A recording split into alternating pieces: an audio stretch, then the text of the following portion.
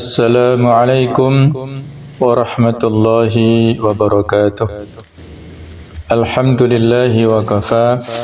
Wassalatu wassalamu ala nabiyil mustafa wa man sara ala nahjihi faqad iktafa. Wa ba'du. Para jamaah, Bapak Ibu sekalian rahimakumullah, marilah kita lanjutkan kajian tafsir dari At-Tafsir Al-Munir karangan Profesor Dr. Wahbah Az-Zuhaili, di mana pada kesempatan ini kita akan mengkaji tafsir surah Ali Imran ayat 23 sampai dengan 25, yang dalam paragraf ini diberikan judul oleh Syekh Profesor Dr. Wahbah Az-Zuhaili, yaitu berpalingnya ahli kitab, orang-orang Yahudi dan Nasrani, dari hukum Allah subhanahu wa ta'ala. A'udzu billahi minasyaitonir rajim. Bismillahirrahmanirrahim. Alam tara ilal ladzina utu nasiban minal kitab yud'auna ila kitabillah liyahkuma bainahum thumma yatawalla fariqum minhum wa hum mu'ridun. Tidakkah engkau memperhatikan orang-orang yang telah diberi bagian kitab, yaitu Taurat? Mereka diajak berpegang pada kitab Allah untuk memutuskan perkara di antara mereka. Kemudian sebagian dari mereka berpaling seraya menolak kebenaran. Dzalika bi annahum qalu lan tamassana an-naru illa ayyaman ma'dudat wa gharrahum fi dinihim ma kanu yaftarun. Hal itu adalah karena mereka berkata, api neraka tidak akan menyentuh kami kecuali beberapa hari saja. Mereka terperdaya dalam agama mereka oleh apa yang mereka ada-adakan. Fa kaifa idza jama'nahum liyaumin la raiba fihi wa wufiyat kullu nafsin ma kasabat wa hum la yuzlamun. Bagaimana jika nanti mereka kami kumpulkan pada hari kiamat yang tidak diragukan terjadinya, dan kepada siapa jiwa diberi balasan yang sempurna sesuai dengan apa yang telah dikerjakannya, dan mereka tidak dizalimi atau tidak dirugikan. Inilah jemaah sekalian rahimakumullah, ada 3 ayat yang diceritakan oleh Allah Ta'ala kepada kita semuanya bagaimana berpalingnya ahlu kitab dari hukum Allah Subhanahu wa Ta'ala. Berikutnya akan kita bahas tentang mufradat lughawiyah atau arti kosakata bahasa Arabnya. Dari kata alam taro, ini adalah merupakan bentuk kata istifham atau pertanyaan yang mengandung arti atau maksud at-ta'ajjub, yang berarti adalah heran terhadap sikap mereka. Alam taro, tidakkah engkau melihat, wahai Muhammad? Mukhatabnya di sini adalah, yang diajak bicara adalah Rasulullah Sallallahu Alaihi Wasallam. Itu adalah merupakan kata pertanyaan yang mengandung unsur keheranan, mengapa mereka memiliki sikap seperti itu.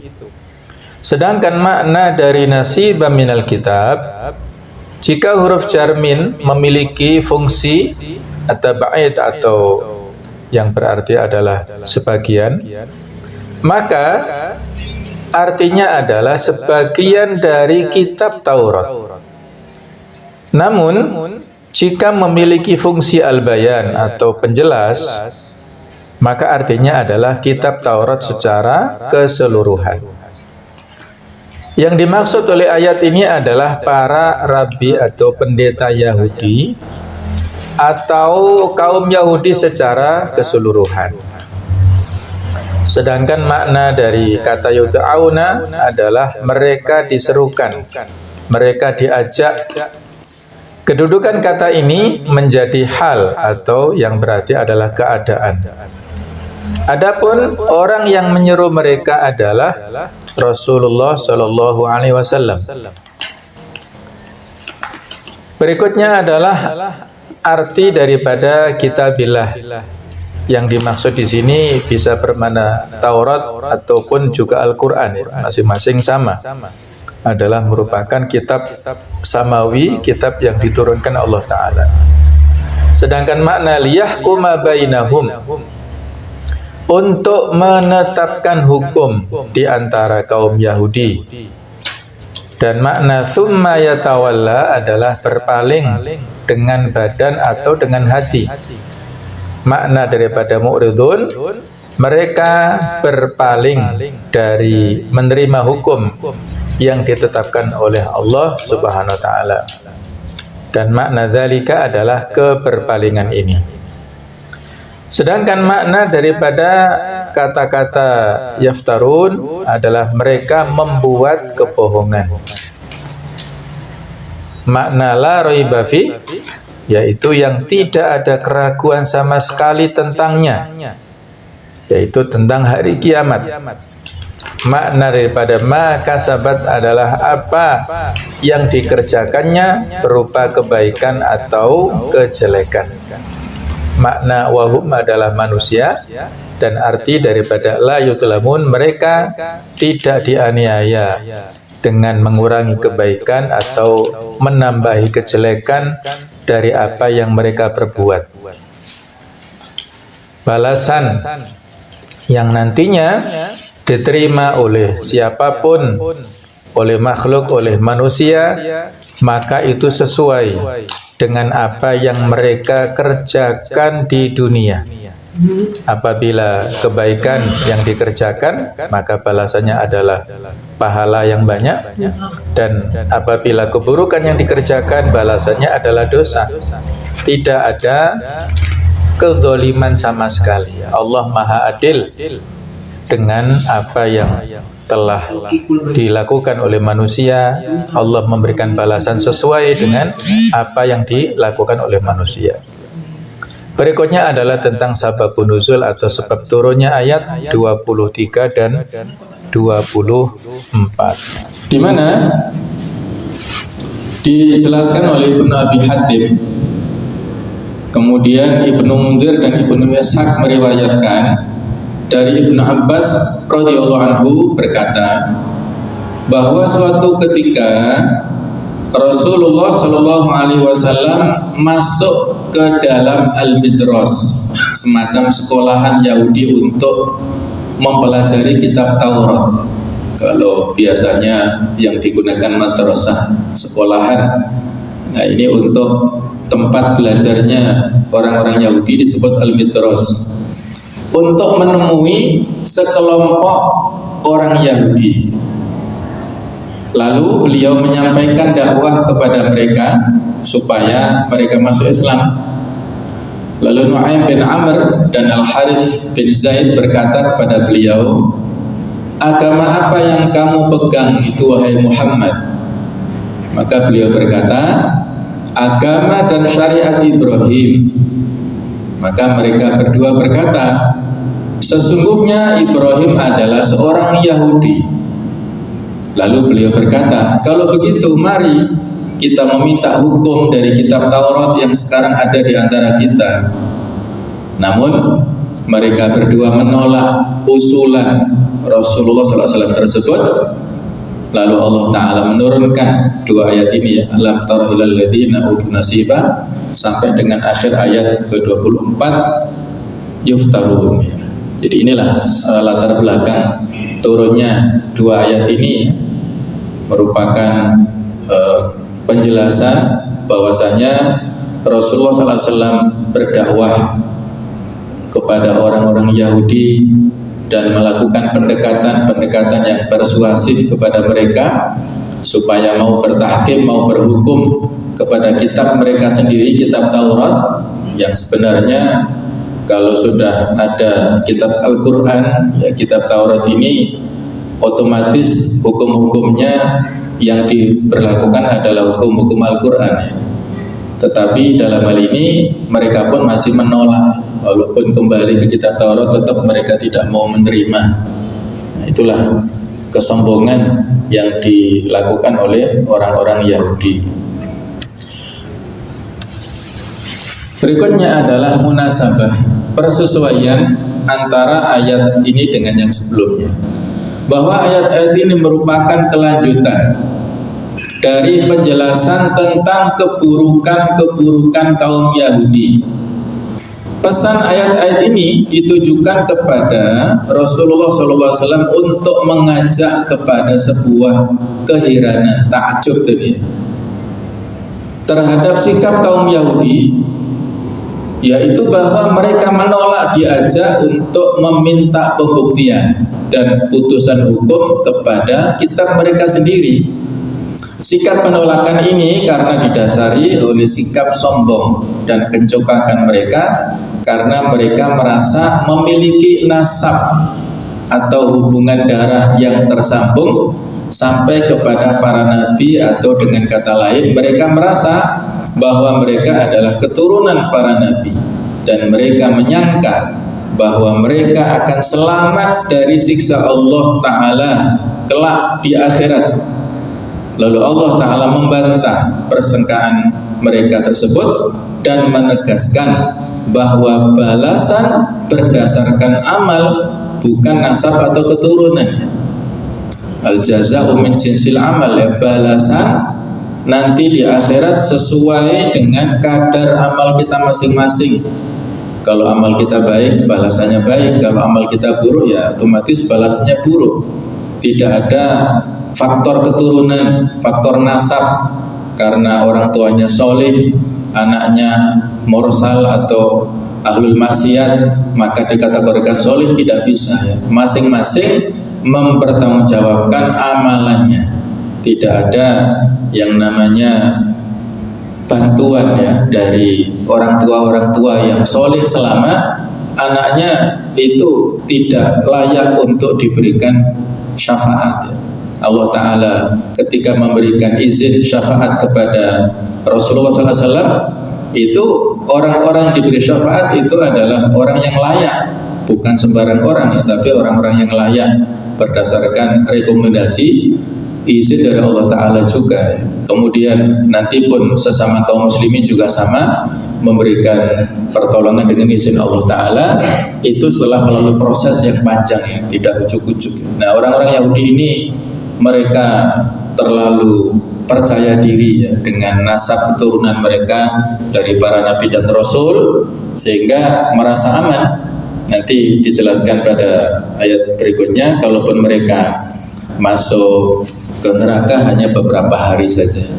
Berikutnya tentang tafsir dan penjelasan. Lihatlah wahai Muhammad, sungguh mengherankan sikap orang-orang Yahudi itu.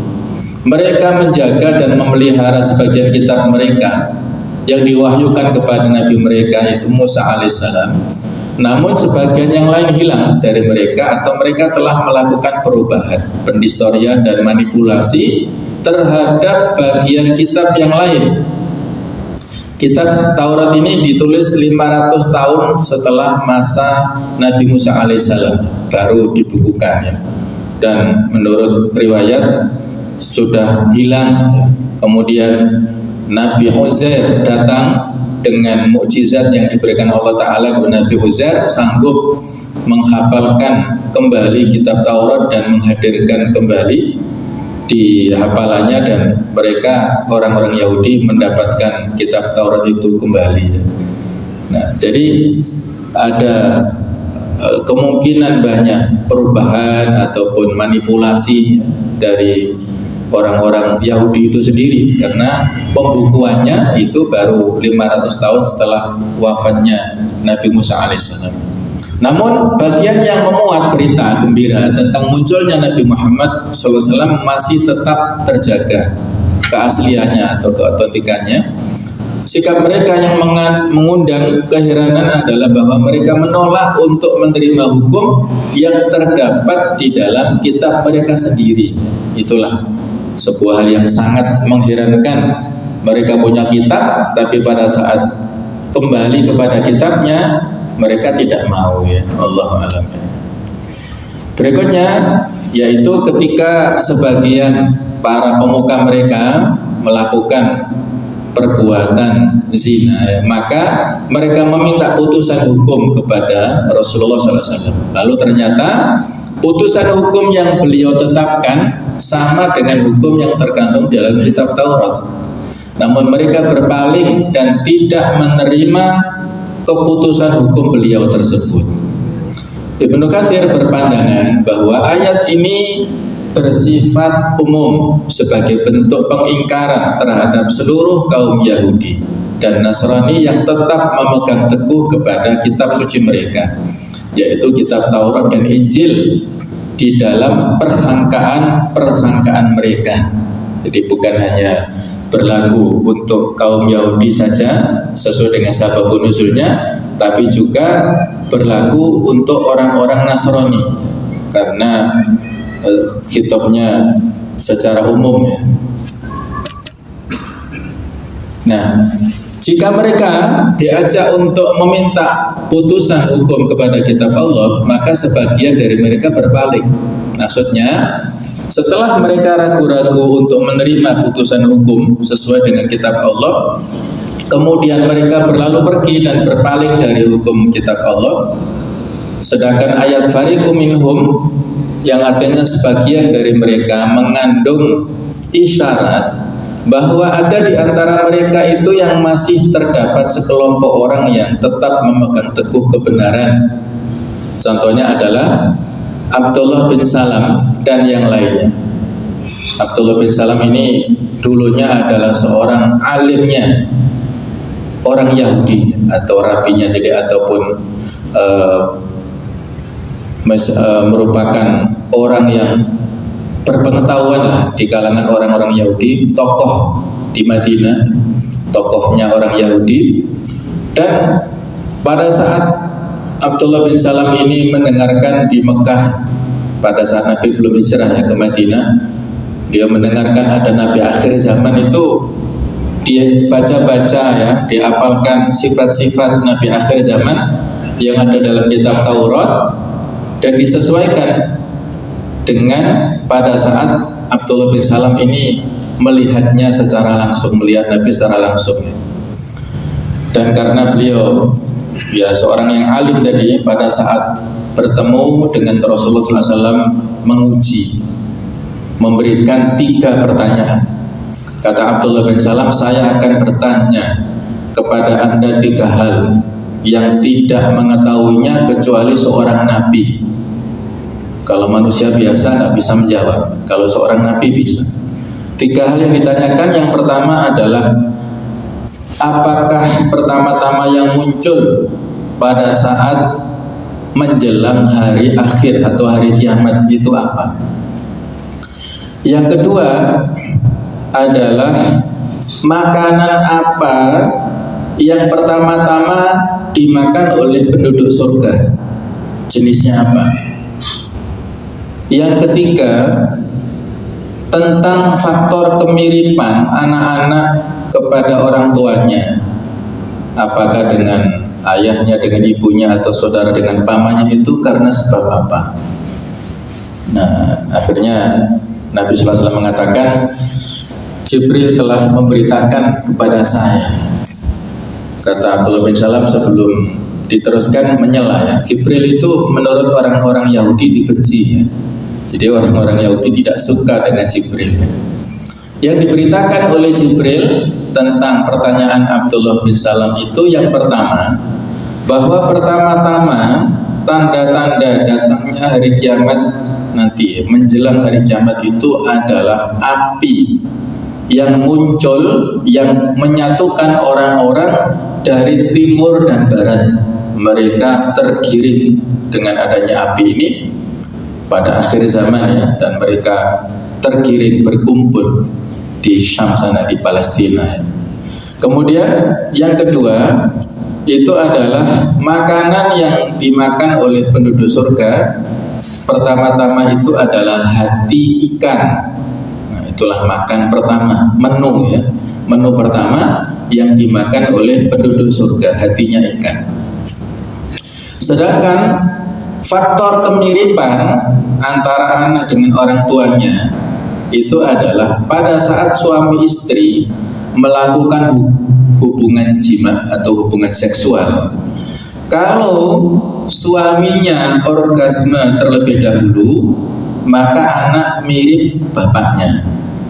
Tapi kalau istrinya orgasme lebih dahulu, maka anak mirip ibunya. Nah, jadi ini Allahu a'lam ya, barangkali panjenengan ada yang berlatar belakang medis ya, bisa dibuktikan dari sisi medis ya. Insya Allah benar, karena hadis ini hadis sahih riwayat Bukhari ya, jadi bisa kita jadikan sebagai rujukan ya. Di kemiripan anak kepada orang tuanya adalah karena faktor orgasme tadi ya. Nah, inilah ketika sudah mendapatkan jawaban ini, maka mantaplah ya Abdullah bin Salam untuk menyatakan 2 kalimat syahadat, menyatakan keislamannya, tapi berpesan kepada Rasulullah SAW mohon supaya keislamannya disembunyikan, tidak diberitakan dulu kepada kaumnya, nanti akan menimbulkan kegaduhan ya, karena dia tokoh sentral yang menjadi rujukan orang-orang Yahudi dalam hal agama. Nah, beberapa saat berikutnya ketika Rasulullah SAW datang kepada mereka dan Abdullah bin Salam bersembunyi ya di balik ruangan begitu, Nabi bertanya kepada mereka, bagaimanakah pendapat kalian tentang Abdullah bin Salam? Jawabannya semuanya positif, citranya positif semua. Beliau adalah orang yang alim di antara kami, akhlaknya yang terbaik, orang yang paling berpengaruh, yang menjadi teladan kami, pokoknya citra yang positif semuanya. Kemudian dipancing oleh beliau, bagaimana seandainya Abdullah bin Salam ini masuk Islam? Nah, ternyata mereka ketika tadi ya berita yang mereka sampaikan, citra Abdullah bin Salam ini positif. Ketika disampaikan kalau seandainya Abdullah masuk Islam, bagaimana pandangan kalian? Wah, mereka langsung menolak ya. Tidak mungkin Abdullah bin Salam masuk ke Islam, tidak mungkin ya. Jadi mereka menolak seperti itu, dan pada saat Abdullah bin Salam menyampaikan di hadapan mereka, betul ya, saya sudah masuk Islam, sudah mengucapkan 2 kalimat syahadat, sudah ikut agamanya Nabi Muhammad SAW. Oh, mereka langsung marah-marah dan langsung mencaci maki ya, langsung ya seperti itulah ya, ketidakobjektifan orang-orang Yahudi dalam menerima realita yang sebelumnya mereka memuji-muji, tapi pada saat mendapatkan informasi tokohnya masuk Islam, mereka tidak bisa menerima. Nah, mungkin ada orang-orang yang seperti itu ya, yang tidak bisa objektif dalam menerima kebenaran, berarti dia ada titisan sifat-sifat Yahudi dalam dirinya ya. Mudah-mudahan bukan kita. Baik, berikutnya adalah ya, sebagaimana yang Allah firmankan, wa min qaumi Musa ummatu yahduna bil haqqi wa bihi ya'dilun. Di antara kaumnya Nabi Musa terdapat suatu umat yang memberi petunjuk kepada manusia dengan hak, dengan dasar kebenaran, dan dengan itu pula mereka berlaku adil, menjalankan keadilan. Kemudian ayat wahum muridun mengandung isyarat bahwa mereka terus-menerus di dalam keberpalingan mereka tersebut. Jadi dalam bahasa Arab ada sebuah perbedaan antara jumlah ismiyah, kalimat nominal, yaitu kata benda yang diawali oleh kata benda, dengan jumlah fi'liyah atau kalimat verbal yang diawali oleh kata kerja. Kalimat nominal, kalimat yang diawali oleh kata benda itu memberikan kesan lebih konstan, lebih terus-menerus. Nah, di sini menggunakan kalimat nominal atau jumlah ismiyah ini. Wa hum mu'ridun. Jadi mereka melakukan penolakan, berpalingnya itu terus menerus, tidak dalam batas waktu tertentu, tapi terus menerus tidak mau menerima kebenaran. Nah, itulah sifat buruk yang diungkap oleh Allah Ta'ala ya tentang sifat-sifat orang Yahudi.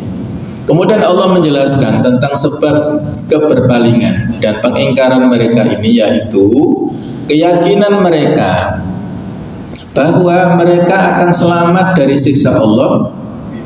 Seorang Yahudi itu memiliki keyakinan bahwa walau bagaimanapun perbuatan dan perilaku dirinya, maka ia tidak akan masuk neraka kecuali hanya beberapa hari saja.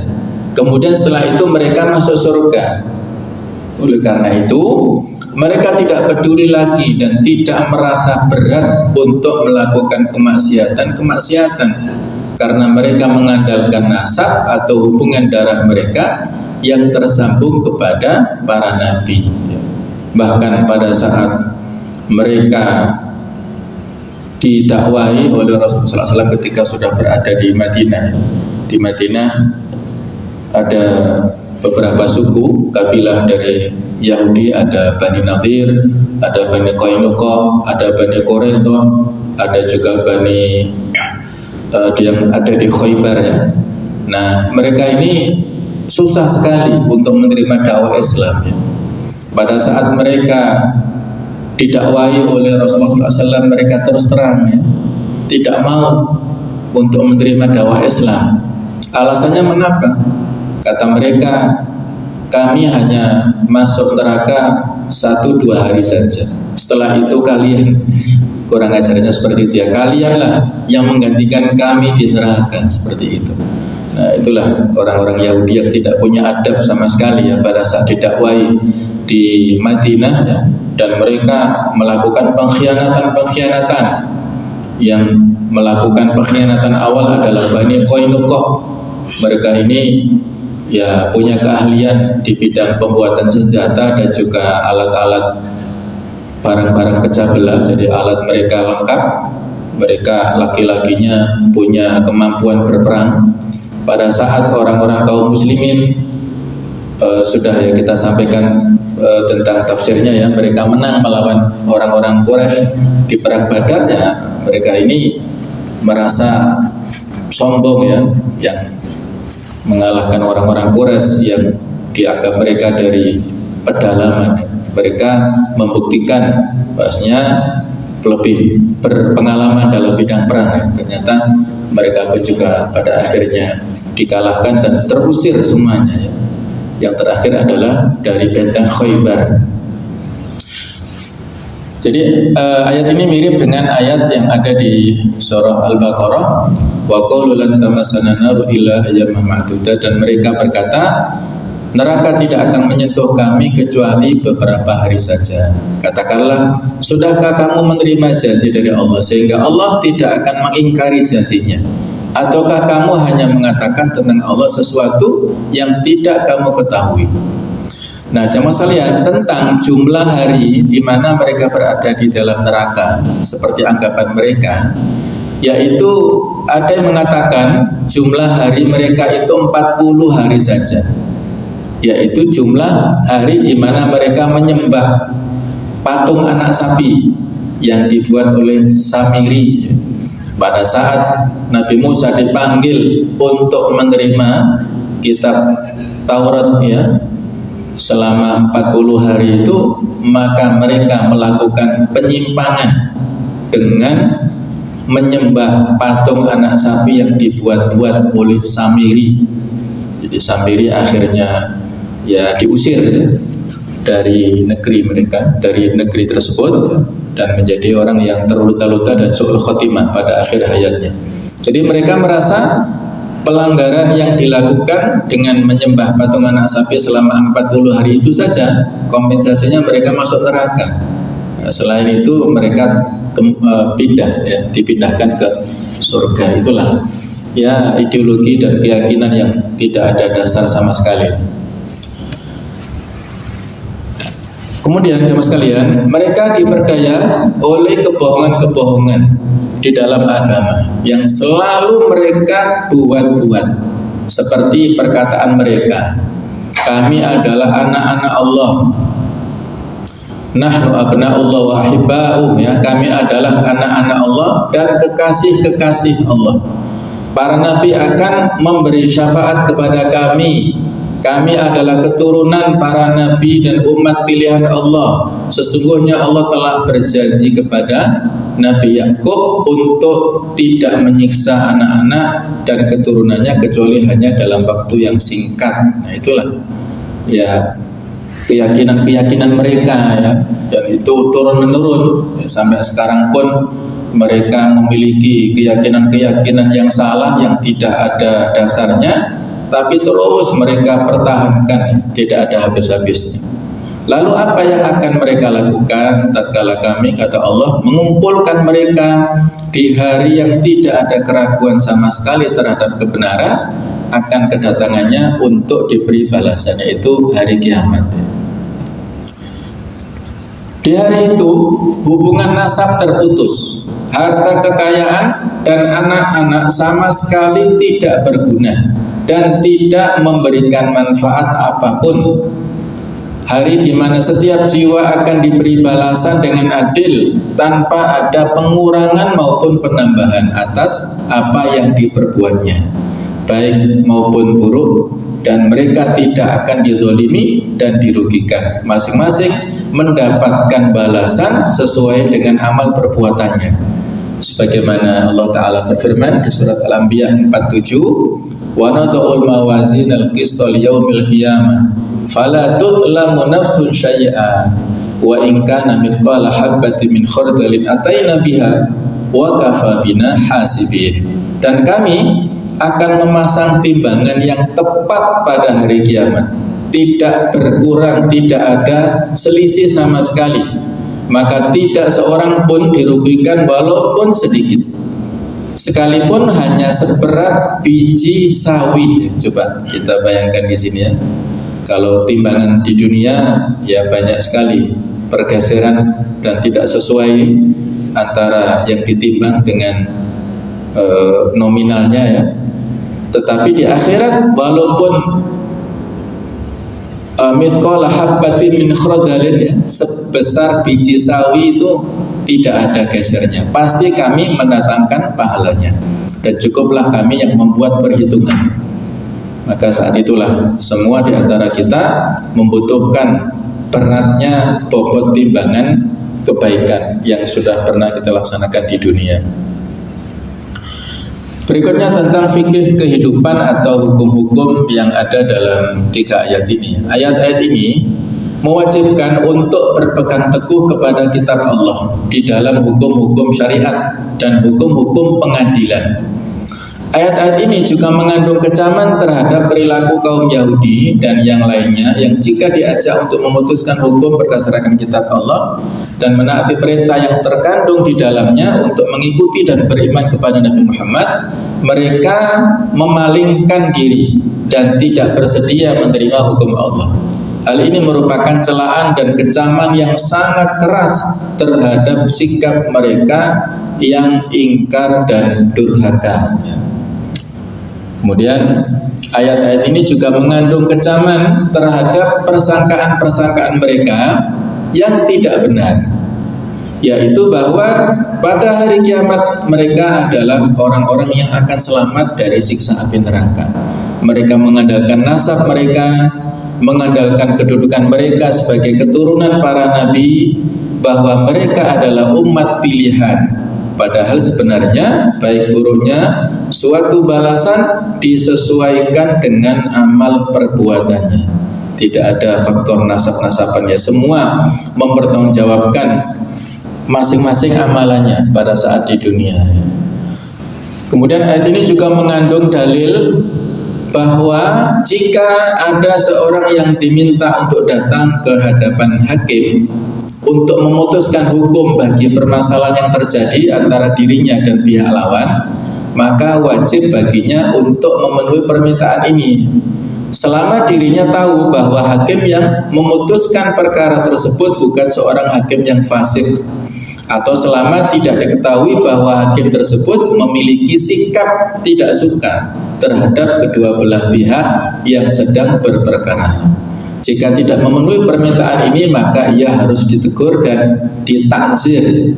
Takzir itu adalah merupakan hukuman yang nanti jenisnya itu diserahkan kepada kepala negara. Mau dikasih hukuman apa, orang itu diserahkan kepada kepala negaranya. Orang yang tidak hadir di pengadilan untuk memutuskan perkara kedamaian di antara kaum muslimin, orang-orang yang berperkara, itu adalah sesuatu yang ada unsur kezaliman, ya, karena dia tidak pro kepada kemaslahatan umat. Madzhab Maliki mengambil konklusi atau kesimpulan, ya, hukum dari ayat ini, yaitu bahwa ayat ini mengandung penjelasan bahwa syariat umat terdahulu, atau dalam bahasa usul fikih adalah syar'u man qablana, itu yang datang sebelum umat Islam itu juga syariat bagi umat Islam, kecuali yang diketahui memang telah dinasakh atau dihapus. Bahwa wajib bagi kita untuk menerapkan hukum syariat para nabi terdahulu jika memang datangnya melalui jalur kaum muslimin dengan benar dan sahih. Kita tidak membaca kitab Taurat dan mengamalkan kandungannya dikarenakan orang-orang yang memegang kitab Taurat tersebut tidak bisa dipercaya, karena mereka telah melakukan perubahan dan penhistorian terhadap kitab Taurat tersebut. Bahkan tidak bisa dibuktikan kalau kitab Taurat tersebut memang benar-benar masih asli. Jadi yang kita terima itu adalah yang ditetapkan ulang oleh ayat-ayat Al-Quran, di antaranya masalah kisos. Jadi masalah kisos yang disebutkan dalam beberapa ayat di dalam Al-Quran itu kita ambil sebagiannya diberlakukan dulu kepada orang-orang ahlul kitab. Nah, kecuali sebagian, ya, kalau tentang masalah hukuman yang kita ada revisi, ya, yang ada revisinya misalnya kalau syariatnya Nabi Yusuf, bagi yang mencuri maka harus dipenjara, ditahan menjadi budak untuk melayani majikannya. Nah, kalau kita syariatnya untuk yang mencuri maka dipotong tangannya. Nah, itu berarti kalau ada perbedaan, yang berlaku adalah syariat kita sendiri, yang umat yang terdahulu dinasakh atau dihapuskan. Dan memang benar-benar kitab yang diterima oleh Nabi Musa alaihissalam. Akan tetapi kitab Taurat tersebut ditulis 5 ratus tahun setelah masa Nabi Musa.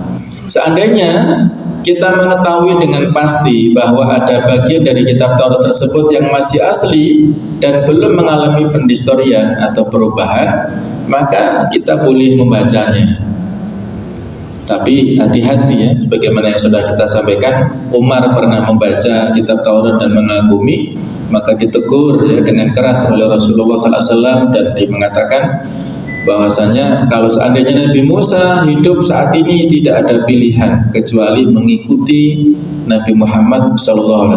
Tidak ada pilihan, karena itu adalah Nabi akhir zaman.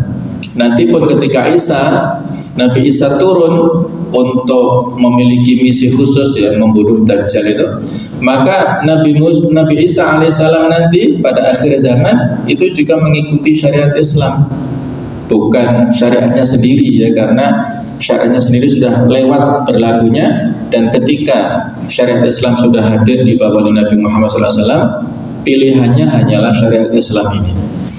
Dalil dan bukti yang jelas, nyata dan pasti menegaskan bahwa mereka para ahli kitab adalah orang-orang yang berpegangan pada sesuatu yang hanya bersifat prasangka dan kebohongan semata. Tidak ada dalil-dalil yang mereka miliki. Inilah slide terakhir, ya, bahwasanya lalu bagaimana keadaan mereka dan apa yang mereka lakukan tatkala digiring dan dikumpulkan pada hari kiamat, di mana kala itu prasangka-prasangka yang tampak manis bagi mereka, yang mereka sangkakan ketika di dunia, tiba-tiba hilang dan ternyata tidak benar sama sekali. Mereka akan diberi balasan atas kekufuran, keberanian mereka mengadakan kebohongan dan perbuatan mereka yang sangat buruk, ini merupakan sebuah ancaman ya yang disampaikan Allah Ta'ala dalam ayat-ayat ini, yang menjadi peringatan keras ya kepada orang-orang Yahudi, dan seperti itulah watak-watak mereka ya. Maka Allah menunjuk ataupun mengatakan orang-orang Yahudi al-maghdub alaihim, ya, orang yang mendapatkan murka, orang yang murka, mendapatkan kemurkaan dari Allah Ta'ala, karena mereka ini jelas-jelas mengetahui kebenaran, mereka mengetahui tentang risalah Islam ini, tetapi mereka tidak mau menerimanya. Nah itulah, maka mereka disebut al-maghdub alaihim. Sedangkan al-dhalin adalah orang-orang Nasrani, mereka ini tidak mengetahui kebenaran, sehingga disebut sebagai orang-orang yang sesat ya. Baiklah, itu yang bisa kita bahas dalam tafsir ini di ayat 23-25 Al-Imran. Mudah-mudahan ada manfaatnya, dan kurang lebih mohon maaf saya ikhlas-ikhlasnya. Subhanakallahumma wa bihamdika asyhadu an la ilaha illa anta astaghfiruka wa atubu ilaik. Wassalamualaikum warahmatullahi wabarakatuh.